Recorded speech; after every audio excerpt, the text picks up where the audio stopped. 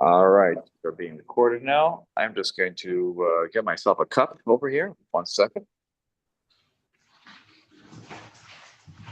Good, you too.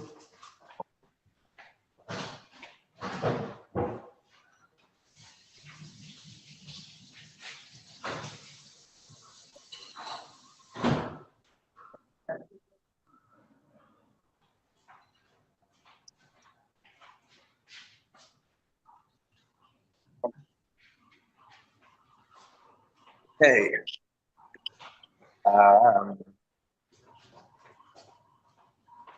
it's in Florida. Back in Florida. Okay, what the? I think the people who aren't going to be here are not here. Okay, is Shlomo here this morning? He was here, right? Okay, I'll just. All right, so then he'll make his way in. Okay, so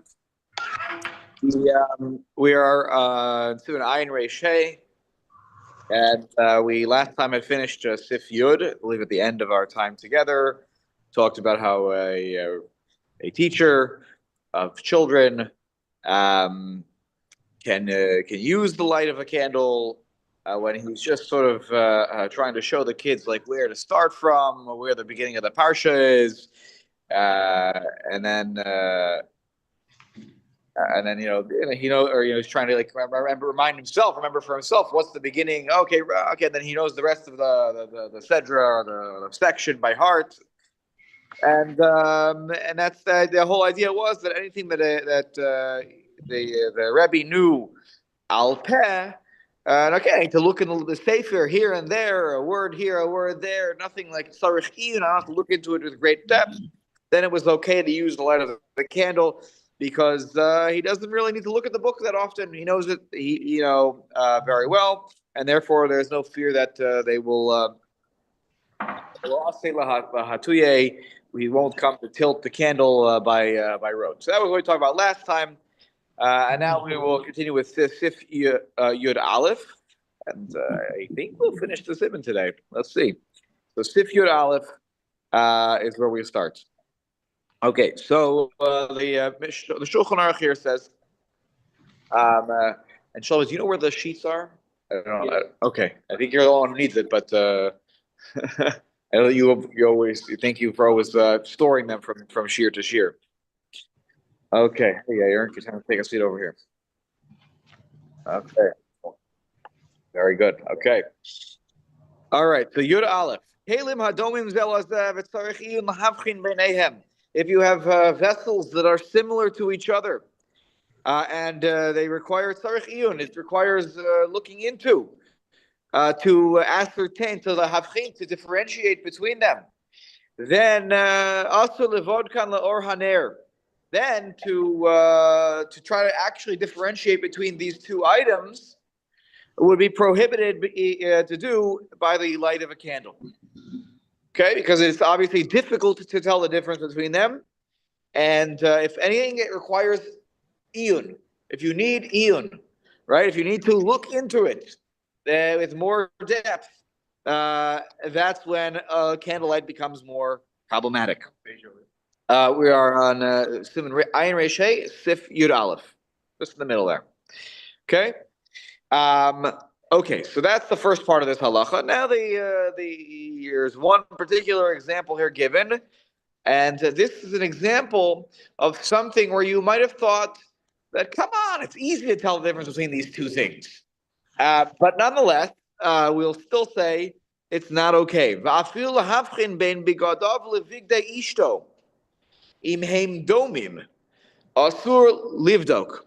And even to differentiate between his clothes and his wife's clothing, assuming that they are similar, not that one is a skirt and one is a button-down shirt, and they're not at all.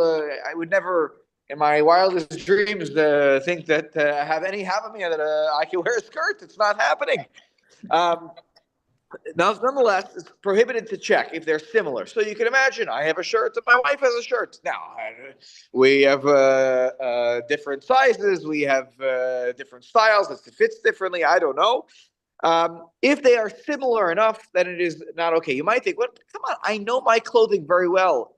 Quick, if I get, it won't take long. It'll be a very quick situation of looking into it.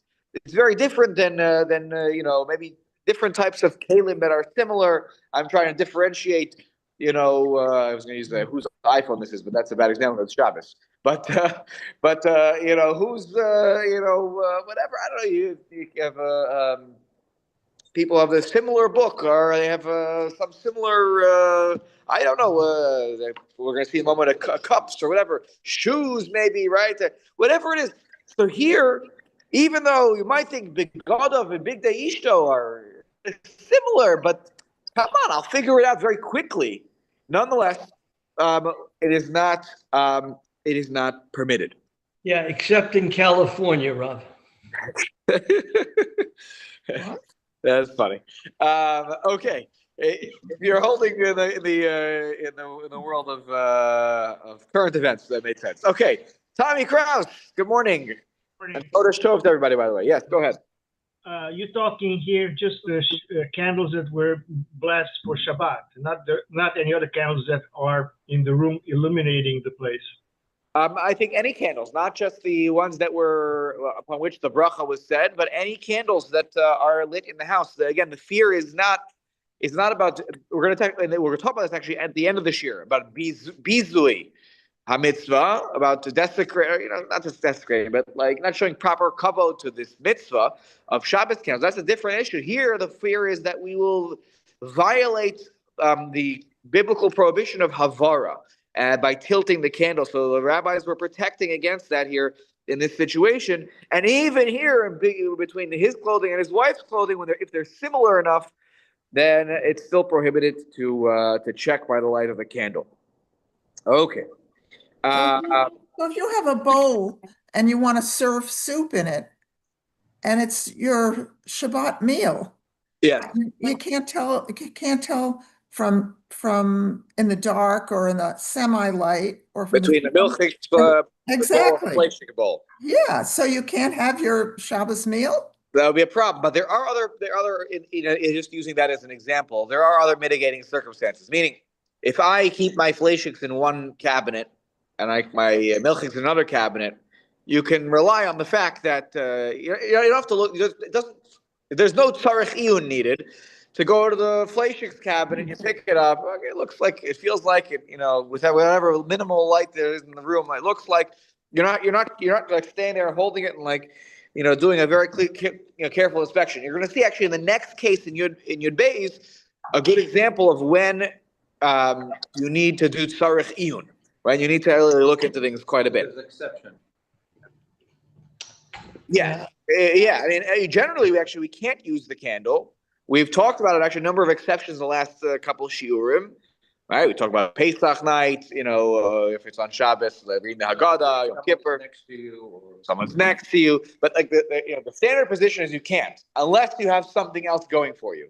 And here, this is really trying to take it further because we weren't just talking about reading. Now we're talking about looking at things, which I guess is similar to the light situation that we talked about, but. Here, there's our kalim that are domim. That's also, I guess, they're clarifying here that this is also a problem. Now, let's take a look at the Mishnah Berurah, who's going to reference a comment in the Be'er Halacha here. Oh, sorry, Simeon, I see your hand up. I'm sorry, I wasn't looking at the screen. Yeah, go ahead. Rav, in our limud, not recently, but we've touched on the notion that you cannot allow a child to do something where he will learn behavior contra halacha. The one example that comes to my mind is if there's a bris milah on a Yom Tzom, they say you can give the wine to a katan. But an objection is raised in the Gemara there that you're teaching the child something that's contra to halacha, and there's some objection to that. So I was just wondering if you're not allowed to do something with a candle, why are you allowed to teach a child or use a child for that? to do. You're saying going back to the previous halacha. I mean, the child is actually, the children are not actually probably supposed to use the candle in that situation because they don't know like their Rebbe. The Rebbe knows the stuff by heart. So, but hopefully that's why the Rebbe needs to teach the child what's the differentiation. That's a large topic about chinuch for kids. We will get there about how we relate to kids on Shabbos in about 7 or 8 years when we get to towards the end of Shabbos. There's actually a small simon about it. It's like Shin Mem Gimel or something like that. Dine Katan b'Shabbos, Shin Mem Gimel. So we're almost there. And then our great-grandchildren will be hope I'm around by then, Rob. That's all. So hang tight till we get there. Okay. All right. So take a look at the Mishnah Berurah here, who again takes us to the Be'er Halacha. I'm not going to read the Be'er Halacha inside. I did read it. I'll just summarize. So v'tzarich iyun, your test. The Rambam Isa v'tzarich iyun Rav. In the Rambam's language here, he says tzarich iyun Rav. You need to look into it a lot. Now I don't know how to be magdir to define what's the difference between tzarich iyun and tzarich iyun Rav. But a lot is more than some. And so it means like you really need to look carefully. And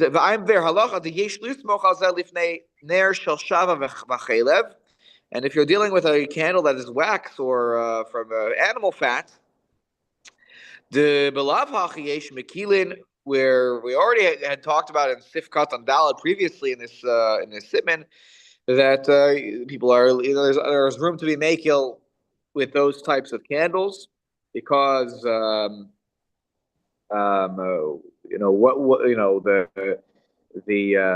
not worried that the hataya is going to increase the candle, etc., etc. So certainly once we are talking about those types of candles, so we can rely on the Rambam and have a higher threshold of what is, how dome they are. They have to be so similar that I really have to look carefully to figure out the difference between the two of them, as opposed to I have to look carefully. Again, I can't give you, and I wonder if there are those who attempt to try to be magdir this. I don't know what the difference, practically speaking, is between Sarachin and Sarachin Rav. You have something in there? One that when they tilt the right, more likely you need to utilize the candlelight. Right? But the question is, where is the line? Right, where is the line of like more likely? Right, it's too late. Right, yeah. Anyway, so that's the Rambam. And the reason that again, and then we'll use the Rambam there to if it's a situation of Shava and Chayla. Okay. Now let's take a look at Yud Beis back up on top. Now here's where this gets interesting, and there are actually two readings in the Gemara about this topic. Yeah, what does it say?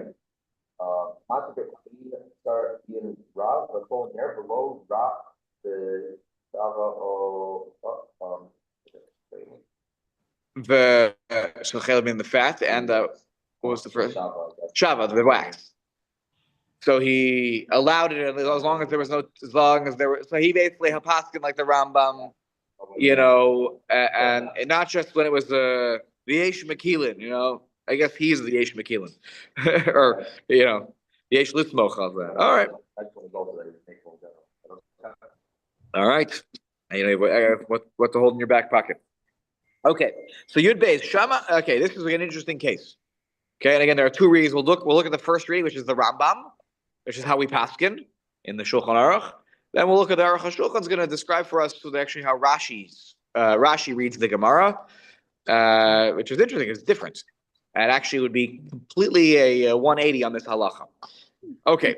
Shamash eino kavua also livdo kostos ukaros loor haner mipnei she'eino makiran bein bener shel min zayis bein bener shel neft.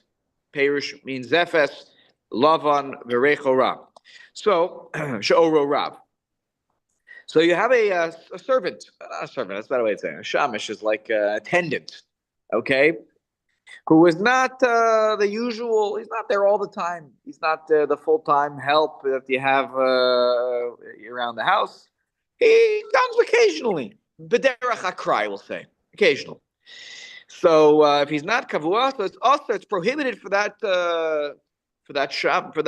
shamash to check cups, uka'arot, and bowls by the light of the candle because he doesn't know them so well. What's he trying to check? What's he trying to check? So you might think it's dairy meat. They probably didn't have fleischica dishes and dairy dishes so much. That's more of a modern day where we have so much. For what? They didn't have separation. But it's about what? They didn't have separation. I don't think it was such a common thing to have multiple sets of dishes. I don't know. I'm not an expert. If it's clean enough? Yeah, it's an issue of nikios. It's an issue of cleanliness. He wants to set the table. He wants to put out the stuff for the family, or bring out the plates that are clean, the bowls that are clean, and the cups that are clean. If you don't have a lot of light, sometimes it's hard to ascertain how clean. By the way, this happens all the time. I sometimes will set the table, and you're like, oh, there's a little something here. Oops, I missed out on the last time I washed the dishes. Like there are little things here or there, or a cup. Sometimes you don't clean out a cup, and you say it has like that ring around the thing. It's like you want to serve something, you want to put something nice on the table, and maybe by the way, by the table, there's also they'll notice that what he gave me the dirty cup. The dirty plate, it was not washed well. It's got a little schmutz on it. So the shamish, who's not, usually there, he's not allowed to check by the candlelight because he might accidentally tilt it because he wants to get a better look. He doesn't know the dishes. Is that the ring around the cup or is that the design of the cup? Is that I don't have a good feel of the dishes. When you know your dishes, where things are supposed to have color and where they're not supposed to have color. And so if that's the case, you can't check it by any kind of candlelight, whether it's zayis, shem and zayis, or whether it's naft. Naft is pitch. What was it? Yeah, the servant. It's like an attendant. No, I would say he's an attendant. That's why I'm using the word. He's an attendant. The assumption is here he's Jewish. Yeah. So he's an attendant. He works there. He makes money. This is how he makes his money. He's my shamish, and whether it's the light of the olive oil candle, or whether it's pitch naft, right? That's what it means. Zefes is lavon v'recho ra means zefes is pitch, and it has a foul odor, and that'll matter in a moment. Okay, remember that has a very foul odor. It's the kind of thing you wouldn't want to touch that much. But or not just touch. Sorry, it's the kind of thing you wouldn't want to take. You wouldn't want to take that kind of fuel from the fire, just in general. That'll be relevant fact in a moment. Okay, so and also it gives off a very it's very luminous she'oro rav. So nonetheless, we don't allow this kind of checking by any light. Take a look now at the Mishnah Baruch Chaf and Chaf Aleph. Rabbi, does it matter if this person is Jewish or not? I mean, if he's not Jewish and he does it, if he's not Jewish and he does it on his own accord, you're not asking him to do this. Why is that a problem? That's a different situation. Actually, we're about to get into that in the next sim in Reishai and Vav. Here, I believe that the Shabbos is Jewish, right? Because the general rule is if I give someone who's not Jewish the opportunity to do something in a permissible way or a non-permissible way, and they choose to do the non-permissible way, that's not my responsibility. And I wonder here if did they need to do this? Does the gzeira extend to a non-Jew? I'm not sure that this gzeira. I'm not sure. That's an interesting question. But I think here the assumption is that the shamish is Jewish. Okay. Excuse me, Rav. Yeah, Simeon, go ahead. Rav, I like Hinda's question very much. There is an Isur on Shabbos called Amira Liyakum. Yes. If you can't do it on Shabbos, If you're not allowed to do it on Shabbos, you cannot instruct even a non-Jew to do it for you. 100%. No, and here what we're talking about is sort of, it's like the expression of lashon, dibra Torah lashon bnei adam. Like, this is a common case. This is a case that happens. People have workers. Again, they might be Jewish. Not necessarily they're not Jewish. There's an attendant. By the way, maybe they live there. That's part of their maskoret, part of their salaries that they get to live there. They get to eat the food. By the way, the Gemara talks about many cases of shamish at the Leil Seder. Do they have to lead? Do they not have to lead at the Seder? The shamish, I believe, here is Jewish. And we'll talk much more on Reishai and Vav about maybe we'll even get there today. But absolutely, there is no differentiation. If I can't do something, I cannot tell a non-Jew to do it. There are exceptions to that case, but that is the general rule. If I can't do it, a non-Jew can't do it on my behalf. I can't ask them. Yeah. Jewish person works. He lives in the house. He's part of his. People could ask the same question about me or about the Rabbi Ariel over here. I'm Jewish. We were talking about this on Wednesday. I work on Shabbos. But we rely on the fact that It's that goes in for also. It's a schar havlah. Schar havlah is allowed on Shabbos, right? So I don't get paid for what I do exactly on Shabbos. It's behavlah, right? I work throughout the week as well, and then and I think that the Shabbos, by its very nature, probably a lot of it is. Also, yeah. Teaching Torah. Yeah. We also can't benefit from that, and we rely on the fact that the material. Right. Right. Correct. Yeah. So that part is already dealt with, in the Gemara in terms of like people who he earns his keep, but I assume he earns his keep also on Sunday, Monday too. He's the shamish. He gets hired. He's also the person who does the catering on Shabbat. Yeah, caterers. By the way, they that's right. Correct. All right. So take a look here at Chaf. Livdo.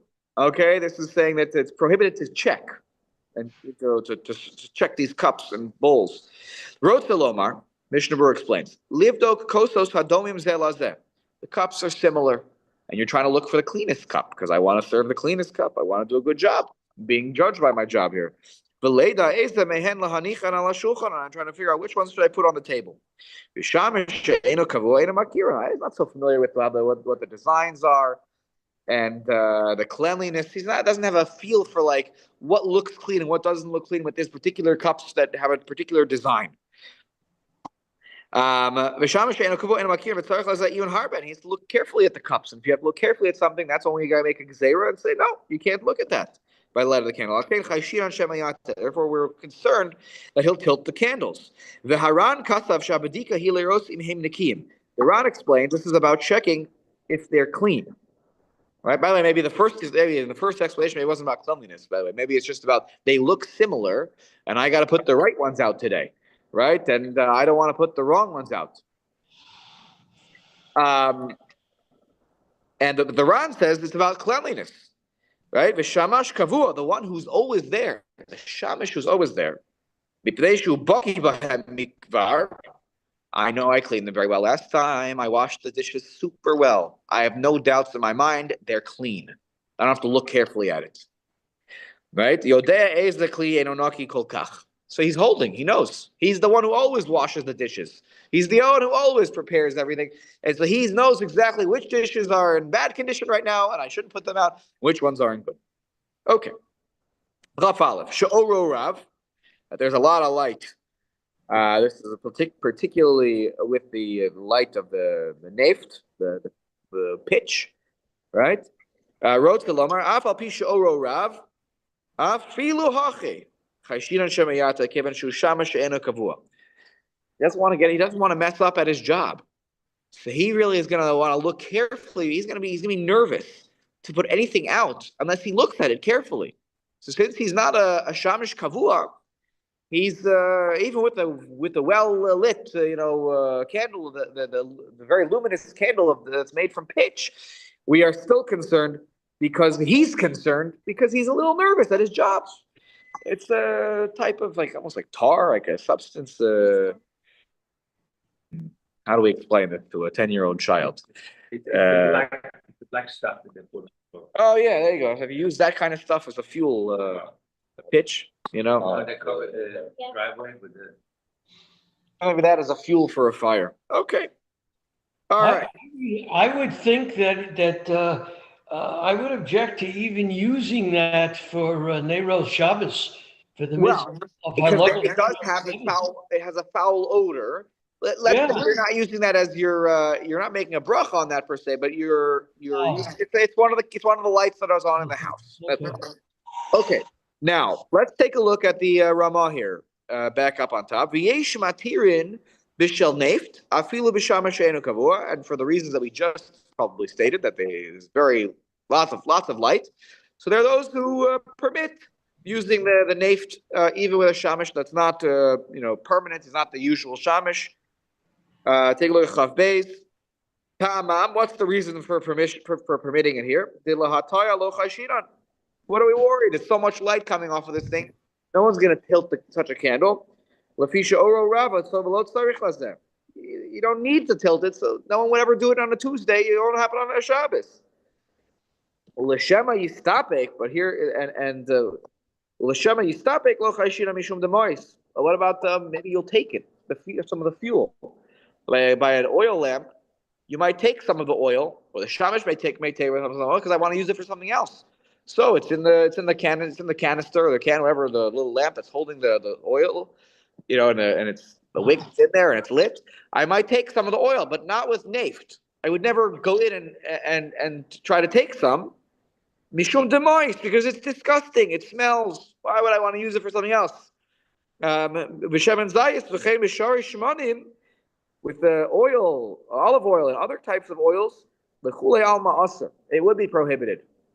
With the shamash she'er kavua, u'eis hatzorech yesh lismoch al de'azo. If you are in a time of need, then you have a naft candle in the house, and you need to check, or your shamash needs to check, who's a shamash she'er kavua. Then you can rely on this opinion of the yesh matirin. That's harbe rishonim, because many rishonim have this approach as well. So it is written as well in the Sefer Shulchan Aruch Shitin. Okay, now I gave you a kula. Okay, here. Okay, I told you could use the naft candles. It'll become very handy. Okay. Okay, take a look now. This gets interesting. Aval shamish kavua. If you have a shamish who is always there, he's your shamish. He's always there at every turn. He's there at every meal. He can do a quick little look over. We'll look over with using the candlelight with the cups, because he doesn't need to look at it carefully. He just does a quick. I wash this good. Okay, this one, yeah, I know that one was fine. He's allowed to do it because he doesn't require a lot of looking into it. Notice the interesting language here. Here he says tzarich iyun harbe, like the lashon of the Rambam. Okay, and if you don't require tzarich iyun rab or tzarich iyun harbe, then we're going to permit it. It's interesting. Now, take a look at. Actually, let's keep going. Then we'll go to the Mishnah. Let's keep going. V'im haya ner shemen zayis. But if that candle is an olive, the source of it is olive oil, even though technically it's allowed because he's a shamish kavua. Ein morin l'livdok afal pi shehu muter. Let's say he's not holding a halacha. He doesn't go to the Sunday morning shir, so he didn't learn this. So therefore, and he comes over to you as the Baal Habayis or the Baalas Habayis, and he says, "Can I double check the?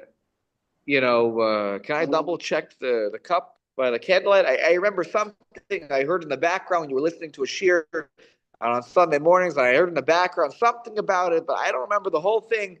And can I do this? Ein morin lo livdok v'afal pishu muter.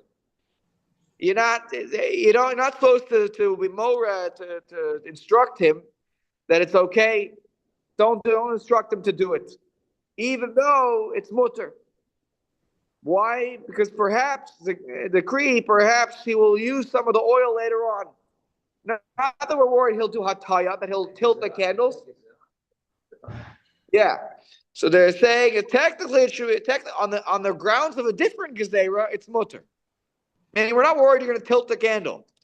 He's a shamish kavua. He doesn't need to look at it carefully, but he asks, "Can I look at it? Even though can I inspect it?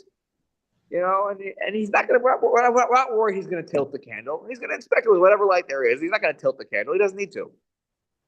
But we tell him, don't do it for another reason.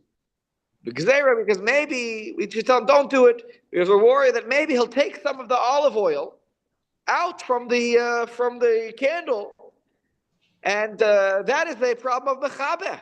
Now you're causing the candle to be extinguished a little bit. Because why is he going to take the olive oil? Because they want to put some olive oil on the salad. I want to put some olive oil on this other thing. So we tell him, don't even start with looking and inspecting by the olive oil's light. Because if you start using the olive oil light in any way, shape, or form, maybe you'll take some. Now you're going to tilt it. I'm not worried you're going to tilt it. But maybe you're going to take some of the olive oil to use for some other purpose. Take a look now with I that. have a problem with all of this, and maybe I'm just overthinking it. This is all from a time and place that is not as urbanized, as urban as we are, and no screens on their doors and windows. It's not inconceivable that little ants come in and come into the dishes. And I think because of that, you really should inspect it. You don't want ants in your food or any kind of bugs. Not just because it's tasteful, but it's a kashrut issue. 100%. That's why the shamish who is kavua is permitted to.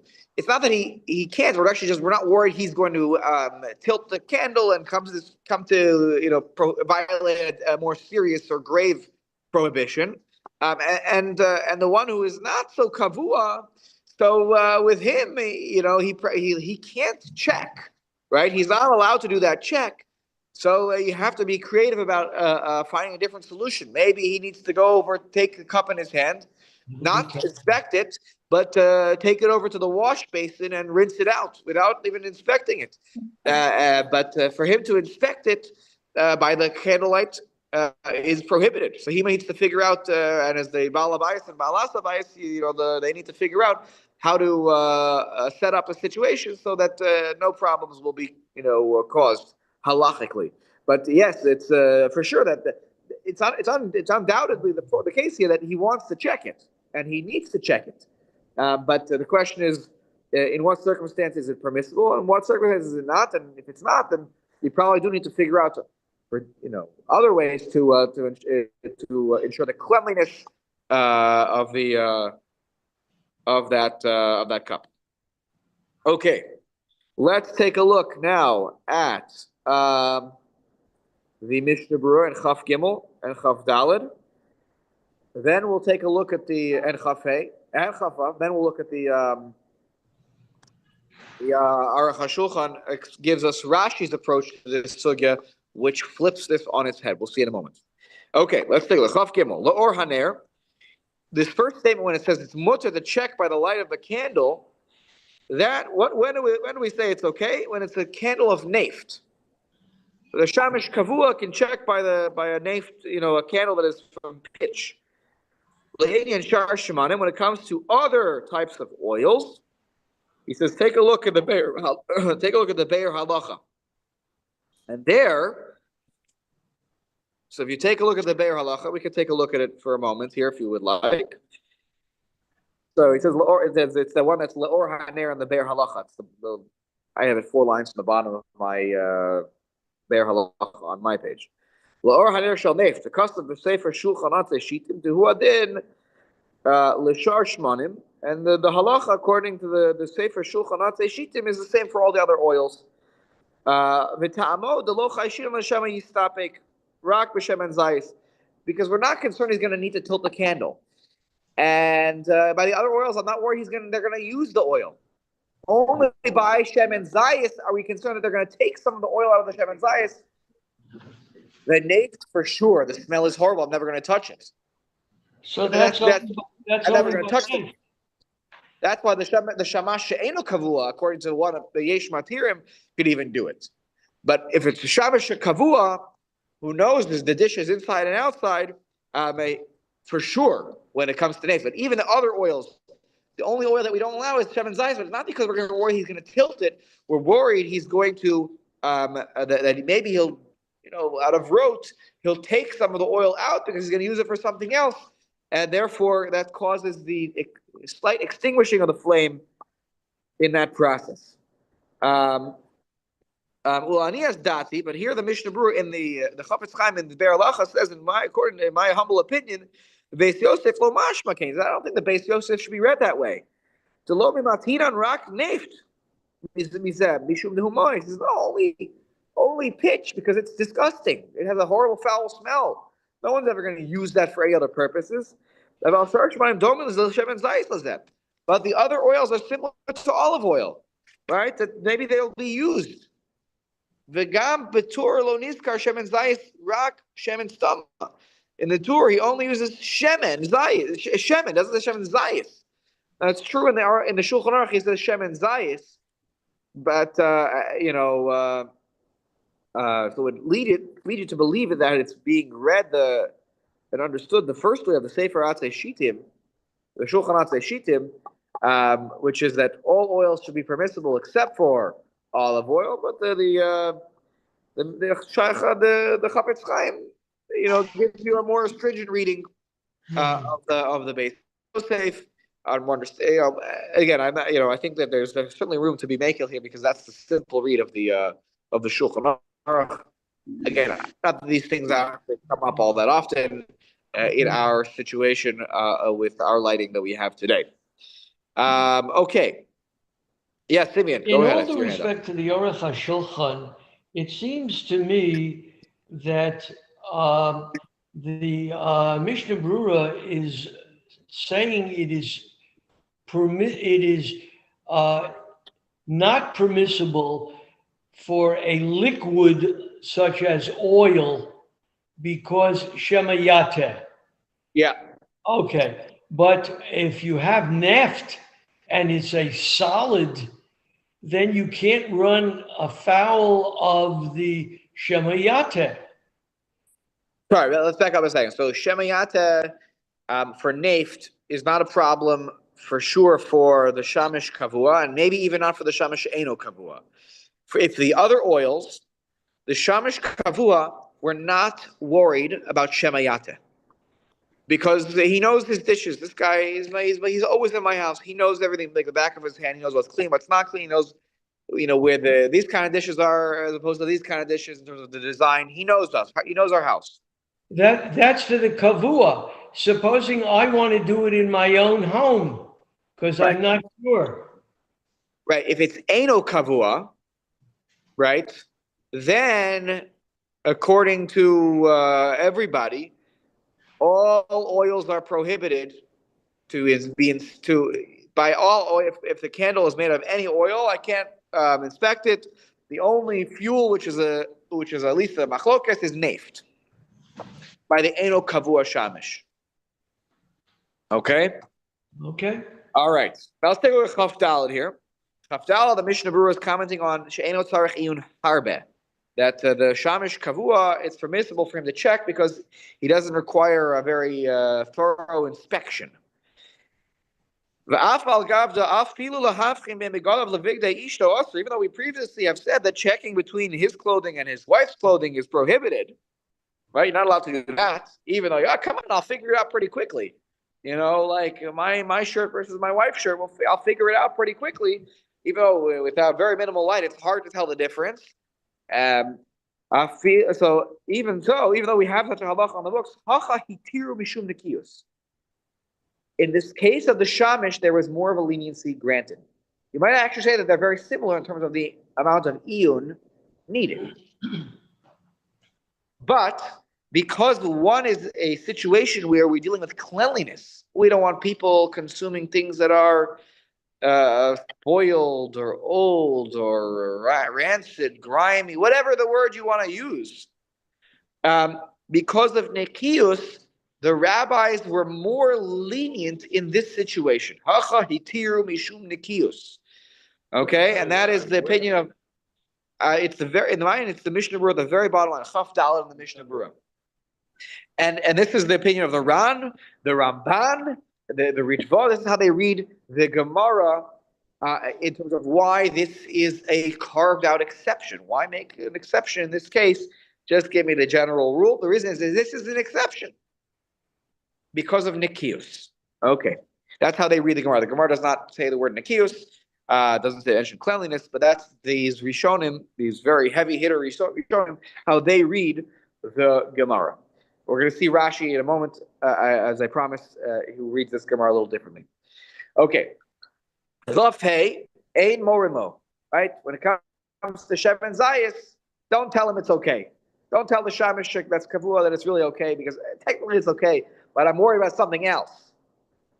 Right? Rotze Lomar, Mishnah Berurah says, this means to say, again, Chav Hey, Im Bo Lifanenu Lishol, if he comes to ask us, can I check these? He's almost asking a halachic shaila here, because otherwise, why is he asking? Right? What can I check these in general? Of course, you could check. He's asking a Hilchot Shabbat question. So, ein morimo lichatchila. You shouldn't permit him to do this lichatchila. V'im asa me'atzmo, if the shamish on his own does it, ein mochen biyada, you don't have to stop him. Because at the end of the day, this is the whole Shema Yistapik is a whole nother gzeira. I don't know if this is exactly the idea, is that it's a bit of a gzeira, like gzeira on top of another gzeira. It's not exactly that. One is a fear that you might be mistapik, and the question is this how Shema Yistapik? Is this how far Shema Yistapik is supposed to go? Here we talked about this. Remember the candle?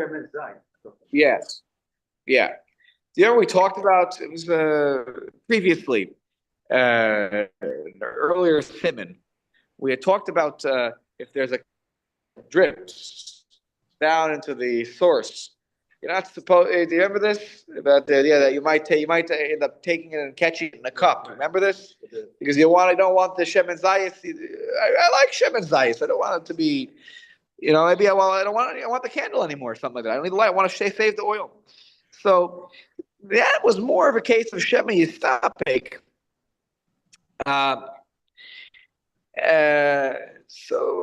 Anyways, but that's why if he's doing it on his own, we're not there. Like, stop. Or in other situations, when I tell somebody to stop, because they're just checking. They're not doing the malacha yet of taking the oil away and causing the kiboy. So we allow it. We allow, because technically, by the letter of the law, this should be okay. It's a funny little situation here, because they use the word, if Shulchan use the word Gzeira Shema Yistapik, no. It's an interesting language.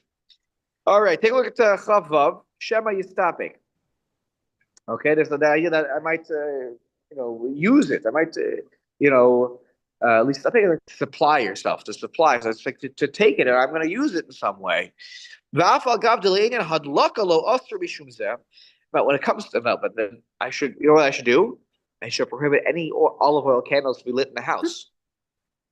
That maybe I'll always take the olive oil, right? That would be, So how can you say this? The Mishnah Berurah is making a good point, which is how can you say such a thing? Because by the logical extension, I shouldn't be able to have olive oil candles around the house, because maybe my Meshamish, who's a Jewish guy, or maybe I will buy, wrote. I might take some olive oil, but the shamash is working in the kitchen, which is more likely to be an olive oil, situation where you might take the olive oil to use it. So shane hacha, here it's different. Why are we a little more machmir here? Because he's getting close to the candle. He's doing the inspection close to the candle. Now we're not worried he's going to tilt the candle, because he doesn't need that much more light, because he's getting closer to the candle to look at the cups and the bowls. Or he might be like, actually, I need a little, teaspoon of olive oil. And he takes his teaspoon of, and he sticks it in there, and now he goes and puts it on the salad or something like that. Because he's close to the candle, proximity is what does us in here. And we're not worried about that just in general. I can't light any olive oil candles around the house, because I'm not near them. I'm not going to go near them, so much that suddenly I'm going to take from him. That fear is too far-fetched. And my extra comments here that I have What is the fear here is again is mechabe. Number 34 if you're using that kind of addition, which I guess Tommy I know owns that one. So the rest of you could just listen here for a moment. The problem with yistapek here is that you'll be chayav mishum mechabe, extinguishing. Now, how you chayav mishum mechabe? And so the explanation is that is quoted here. That's from later on in the Shulchan Aruch, later on in the Mishnah Berurah, in Tav Kuf Yud later Simon.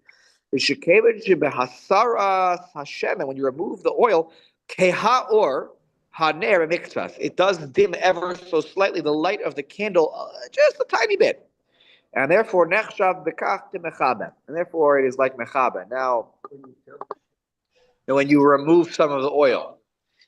Because you might say, well, if I move her a little bit, does it really affect the candle? We assume it does a little bit. Certainly will cause it'll certainly cause it to extinguish earlier. And that's the whole topic we're going to get to in 2 simanim from now, about gram kibui. But that's what's going on here in terms of the potential isser on the table.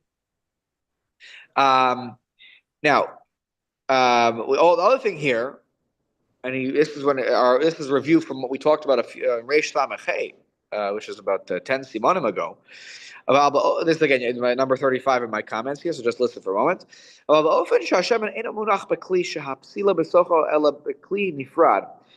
When you have oil that's in a separate kli, not where the flame is. So it's again that one. It's like a system that's connected. One kli is dripping into another kli. Okay, so the Shulchan Aruch there said, their reward, you're going to take the shemen.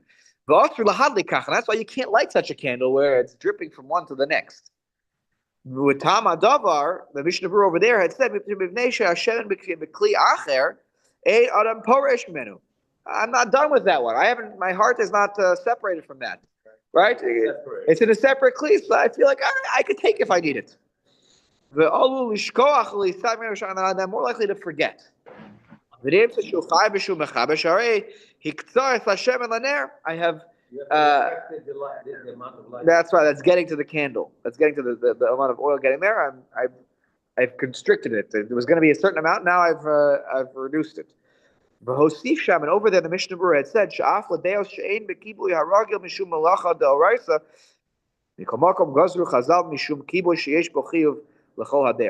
important point here. When is kibui an isser d'oraisa? Only in the very situation that I need the pecham, I need the coals, I need the leftover of whatever the.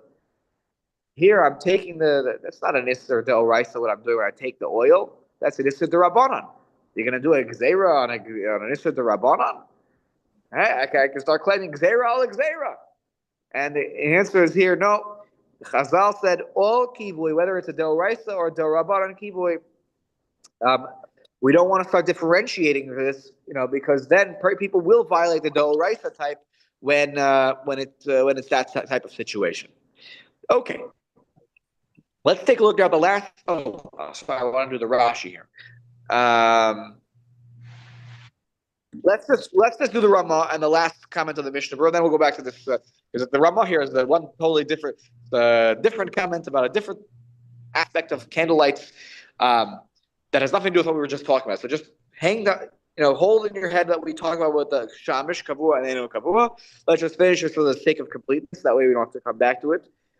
The Ramah here throws in Nohagu lechasos haktanim shelo yu arumim bifnei haneros mishum bizui mitzvah. Thank Kasav Harokeach. He's going to think this is funny now, okay? All right, so all kids, get ready to laugh, okay? So the custom, the practice is that to cover up children so they shouldn't run around naked in front of the Shabbos candles because it's a bizui mitzvah. That's a disgrace to the mitzvah of the Shabbos candles. Sometimes it's happened. It's happened, even in our house, that children have escaped. I'm not saying you. Okay, children have escaped from the middle of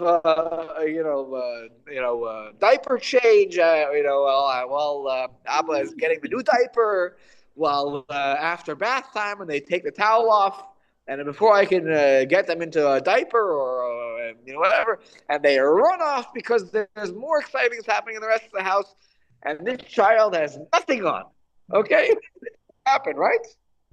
Yes. Okay, we can confirm it. They have another witness, another aide here who's attesting to it.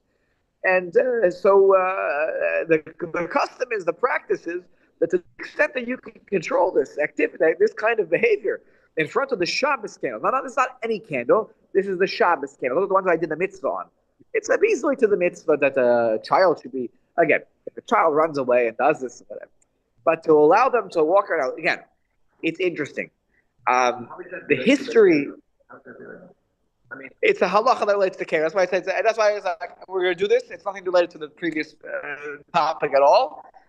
It's about candles. So the Ramah finds a spot to throw it in here. I'm not the spot for a reason. If you have a good answer, I am not sure why this was the spot, because we're just talking about reading by the candle, looking at things by the candle. Here, we're just talking about disgrace of the candle by being, the child is exposed. I don't know. I'm not sure. If I had a good answer, I'm honest. I don't know why this is here. Sometimes you get that in the Ramah. At the end of a simon, he'll throw in certain halachos that are sort of tangentially related. But I'm not. There are multiple simanim about candles. So I'm not sure why this was the one where he chose to. Unless it's about because it's Friday night. It's about how you use the candle. And here's one way you don't want to use the candle, but it's not the same type of calculation of the previous ones. I guess maybe that's the connection.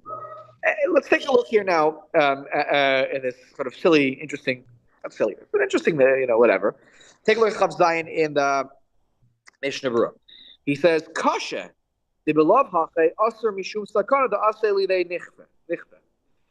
Now this is hard territory to go into for 1 minute, because I don't want to get far afield on this.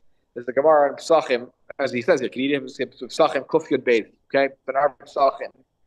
And there's the Gemara that talks about all sorts of different dangers that can happen to you for certain activities. And the Gemara there says that if you walk in front, you're walking by the light of a candle unclothed. Yes. Then you will. It says then you will have epilepsy. What does that mean? Okay, epilepsy is a condition that where people suddenly they kind of like fall asleep, like uncontrolled. No one never did that though. No. It's a condition that's serious. You're diagnosed with it. It's not like anybody just like you just kind of like boom, you're done. You're like out in the middle of whatever you're doing. Why? But that never happened to no one. I never said it happened to him. Oh, you're saying because he's running in front of the can. Okay. Now, sorry, I didn't get that for a second. Sorry, now I understand the question. It's the Gemara has certain medical beliefs. There was part of the beliefs of the time, not just So why should I have to be told that an extra halacha? It's prohibited anyways for a different reason. It's a danger. It's a sakana. So why do I have to be told separately that there's a practice not to let the child run in front of the? So venira lechalek ben katan legana. The Gemara was talking about an adult, children running around. Talking about behaviors of adults that lead you to, certain situations of sakana, where Kadosh Baruch Hu might punish you, whatever. I don't know. But when it comes to a katan, we're not saying they're going to have epilepsy. They're going to have some sort of a condition like this. So that's why it's on the parents, to try to make sure, okay, if the child is running around, not in front of the Shabbos candles. Other candles are fine. And by the way, in my extra comments here, they even point out that if the child needs to lahashtin, to urinate, or lasos strachav, to do his business in the bathroom, right? Or lahaniach davar metunaf mifnei haneros, you got to change the diaper in front of the. What are you going to change a diaper in the dark, right? Of course, you have to have candles there. It's only in front of the Shabbos candles that this is a problem, not any candles, right? Though the Rav Nissim Karlitz, by the way, it says on this topic, I can't believe there's what to talk about on this topic, but the Rav Nissim Karlitz, he says that if the candles were lit for a kavod Shabbos, not that they were the ones you had the bracha on, then you should avoid this as well. But if they were lit, but he says, If you're gonna, but if their candles are lit in the bathroom, right, in the Beis HaKisei, okay, they lit the candles. Of course, the idea is that it's for using for things that happen in the bathroom. So, anyways, I think I've said more on this topic than I thought I was even going to say. So I think we're good. There is an extra comment here. I'm not going to go into it about does this gezerah, not gezerah, does this minhag extend to ulegabe neros fluorescent? We're starting to get into do fluorescent lights apply to this? If you turn them on, according to this colors for the kavod Shabbos, or is it only for lit candles where there's a flame? So I'm going to spare you of that discussion. For Shabbat, the candles for Shabbat or candles that are put in. So I think the simple read is the Shabbos candles. Rav Yisrael Karlitz says it's not just the ones you made the bracha on. Any candle that you light before Shabbos is a mitzvah of kavod Shabbos. In the room. In the room, and therefore any candle that was utilized in the performance of the mitzvah, really to make a bracha on that one, he says this zera extends to it. I think that's a little bit much. I think that also when you turn on the candles, yeah, but and they say you have a specific das that okay, this room I'm going to be changing diapers and whatever. That's a different story. Rav Yisrael Karlitz says when you do that, you should when you're changing. He writes about this. If you have to change the child's diaper, you should stand between between the baby and the candle, so that you are blocking that the candles shouldn't have a direct line of sight to the baby. That's right. Anyways, I'm going to leave it at that. Let's talk about the Rashi. Let's go back to it. Just doesn't connect exactly with the previous thing that we were talking about. That's all. Okay, Simeon. I'm a little terrified to see what Simeon has to say about this. Go ahead. Okay, Rav, I'm not familiar with this. Who is the Rokeach? I see he's quoted actually in the Shulchan Aruch, which makes him he's even a Rishon. He is a Rishon who I believe was living in the lands of Ashkenaz in what we call Germany. I am forgetting the name of his name, but he is an Ashkenazi, a little bit of in the later part of the Rishonim period. So that's you will see him, by the way. Rokeach will be quoted sometimes in the Beis Yosef as well. And here the Rama makes explicit mention of the Rokeach, but the Rokeach also is in the Beis Yosef, if I'm not mistaken. So he's actually if the Beis Yosef quotes him, then he definitely is a Rishon. Yes, the Rokeach is a Rishon.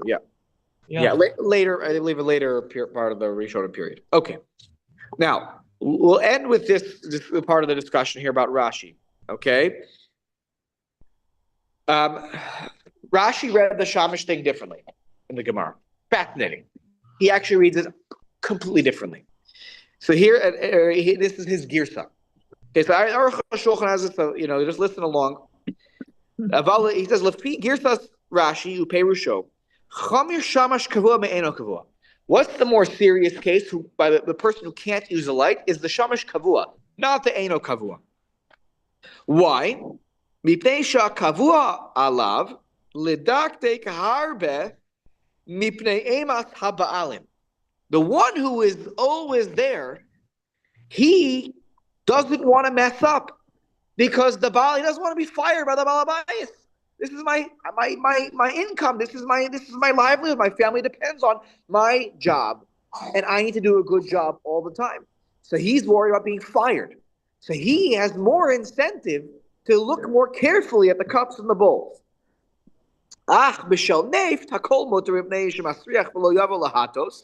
Okay, by neft, it's disgusting, and no one will come to tilt it because the light is so bright. Uvishal shemen hakavua, uvishal shemen hakavua aser. When it comes to oils, not the neft, not the pitch, right? But if it comes to oils, the kavua shamish, it's aser for him to inspect by the light of the candle. Vishe'eno kavua mutter. The eno kavua, according to Rashi's read, right, is mutter. Right? Im osa me'atzmo ve'ein mored lo heter. Look, if he does it on his own, fine. If the eno kavua asks, we say, don't do it, because maybe Shema Yistabeh, maybe we'll take it. He's flipping the Shulchan Aruch. He's flipping it, correct? Because the Shulchan Aruch quotes the Rambam. The Rambam's gears of the Gemara. Rashi had a different girsa in the Gemara, as by the way, often he did. He has slightly different differences in girsos, and this was Rashi's read on the Gemara based on his girsa. The Rashi mefarish eino kavua she'eino bekavius etzel habal habayis. Rashi explained eino kavua, meaning he was eino bekavius etzel habal habayis. Hazeh ela shemeshamsho b'derech hakrai. He served him sometimes. Lefichach eino bedakte karbe. What do I care? He fires me. I don't have a job, steady job here, anyways. I have no incentive to care. So if I look, I don't look, whatever. Therefore, it's mutter because we're not worried he's actually going to use it. The harama mefar she'eno kavua shuzman lo kavir etzel abal habayis hazeh. Kolomar she'eno adayin bekavius ve'eno baki adayin b'hakelim tzarich and yoser. Ledaktik. How does the Rambam explain? The Rambam says no, it's the other way around. The Rambam, like the way we see in the Shulchan Aruch, eno kavua means I haven't been by you a long time, right? For Rashi, right? It was the other way around. So I'm not yet the steady guy. Not that. Right. Anyway, it's not like the Rashi would explain it. Right. But that's why the one who's not, there so often, who's not an expert, who's not a baki in the Kalim, we're more worried about him. Now, fascinatingly, Tosfos, the Rif, and the Rush, Mifarshim Shamish Eno Kavua Kaperish Rashi. They all explain the case of Shamish. Tosfos, the Rif, and the Rush, heavy hitters in the world of halacha, and certainly in the Shulchan Aruch's determination of halacha. They explain like Rashi, Umikol Mako Machmirim Bo Yoser, Dipnei She'eno Bekvius Adayin Medaktek Yoser Kedei Limtzo Chen Beinei Habam. They say, no, we read that we understand Eno Kavua and Kavua like Rashi does, but they say they're more machmir. So they end up like the halacha of the Rambam here for a different reason, because the one who is not kavua there, who's not always there, he wants the job. He's trying to impress the Baal Habayis. Look at me, I'm really good. And so that's how they read it the same way Rashi does, that I'm not, the Eno Kavua is not there a lot. V'yiskaru also b'kvius, but he wants to be, he wants to be the Kavua guy. He wants to be the Kavua guy. Now, even with them, Neift is mutter. Again, the pitch is mutter. Because it's a lot of light. And also it stinks, so nobody's going to take from it. Sorry, and when it comes to oil, according to Tosfos, the Rif and the Rush, ha'eno kavua aser. The one who is not kavua is aser because he wants to get the job. He wants to impress. Right? And we said the eno kavua, according to the Rambam, according to the Shulchan Aruch, the eno kavua was also aser, right? But for them it was because they didn't know the dishes. They gave a little color to that, and he wants and the Tosfos and the Rif and the Rush, because he wants the job. Rashi was like, he doesn't care, so he's not going to look so carefully. But if the kavua wants to inspect it, we don't stop him. Because he's already familiar, right, with the kalim. Avalim bali for the Tosfos and the Rush and the Rif, they get there to the same place as the Rambam, but they take a different street to get there. As we said, they ask with the oils, don't. Tell them it's okay. Yeah, for the kavua. הרמב"ם חושב בשמה שישתבק מאשר ולא חשש זו בשערי תשמישים שהיה מפני שהוא מזכר להנר ביוסר. But okay, I think that was the key part.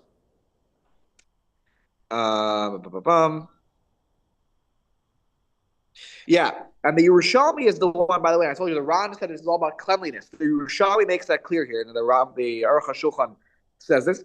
V'ha'achi isa b'Yerushalmi sham about mistakel hu b'meh shebakos u'v'ma shebeka'arav eino choshesh. V'atam o mipnei hanakius v'yesh sakana kishlo yenaki o mipnei shehu l'shah kala v'ein chashash shita l'tam hanakius mutar livro hayerek mipnei apsoles. It's about cleanliness. Then you can for a little whatever leftovers are there, the psoles, you can check. It shouldn't be a problem. It's like, and we allow it at the time of eating, like the rule of borer v'ochel. You can do borer right before you eat in certain circumstances. The im locain hayesh iser bereira. Okay, because when you're looking at, you're trying to pick out the fine tooth thing. It's either here is the mold that's growing. I got to take that out. It's interesting. We'll talk about borer when we get to borer. But anyways, we will stop here. The borer is a halacha that's also b'Shabbos, no? Oh, for sure. Borer is a big topic. We'll get to it when we get to Shin Yud Tes. As borer is a very big topic, and we'll talk about. We'll be there for a while, but borer is a very intricate, difficult topic to understand. Okay, we'll stop here, and we'll continue with Reish Ayin Vav next week, which is a very important siman when it comes to Amira L'Nochri. We will, if you don't want to learn certain things that maybe you didn't want to know, next week is a shir to miss. Okay, but I don't recommend it. But it is and we'll talk about the whole thing with hinting, and we'll get into not next week's shir, it's a few weeks shir to get to that top part. But this is not an easy thing to hear about Amir L'Nochri because it's pretty machmir. Okay, we'll stop here. Have a wonderful day, everybody. I'll turn this Zoom off. Thank you so much. Thank you. Thank Thank you very much. Have a wonderful day. I give Oh, that's